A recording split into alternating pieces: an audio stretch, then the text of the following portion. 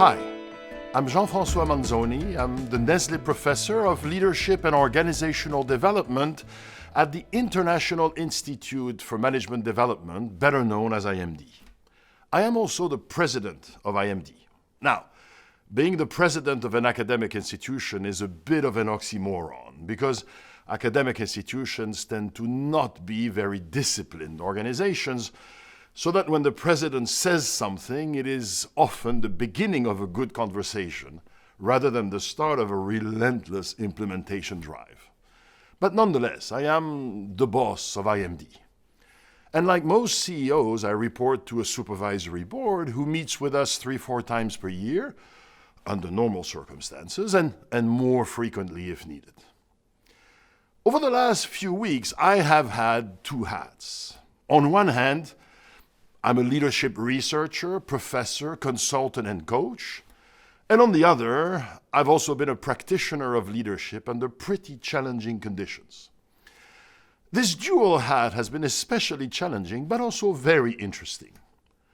Like most of you, I hope, these challenging few weeks have helped me to learn a lot about myself and about the way I function under a crisis situation. These few weeks have also helped me to learn a lot about my management team. We call it the Executive Committee and its members. They've also helped me learn a lot about what I needed to do to keep our organization and its members functioning and functioning well at a professional level, of course, but also at a personal level.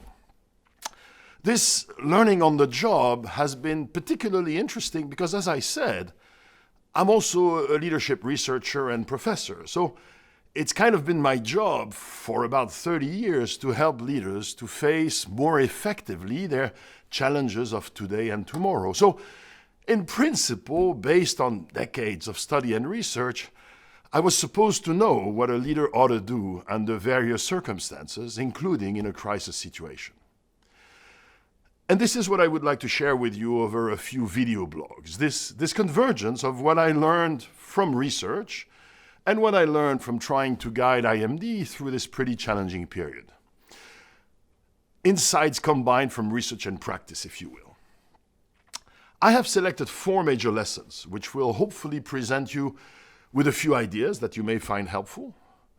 They will not all be earth-shatteringly surprising to you, but I hope they will still be stimulating. In particular, I hope that they will also encourage you to reflect on your own experience and your own development over the last few weeks.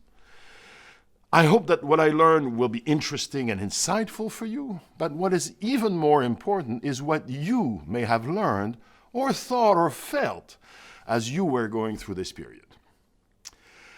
So in that spirit, let me give you a preview of these 4 insights on leading in and through a crisis. I have not ranked them by order of importance. I think they are all equally important. But hopefully the sequence in which we discuss them will appear logical to you and will help you to store these 4 insights in your mind as you walk through the 4 short videos that will develop them. The first insight I will develop is the importance of the leadership team. Yes, the leader is very important, but so is his or her leadership team. I will explain why the team is important and what you must do to ensure that this team is operating at its best in this difficult situation. Secondly, I will reflect on the importance and the challenge of communication in times of crisis. For a number of reasons that are well identified by research, it feels as if our people don't hear or don't listen or don't retain as well during a crisis. Somehow, they seem to need to hear messages again and again.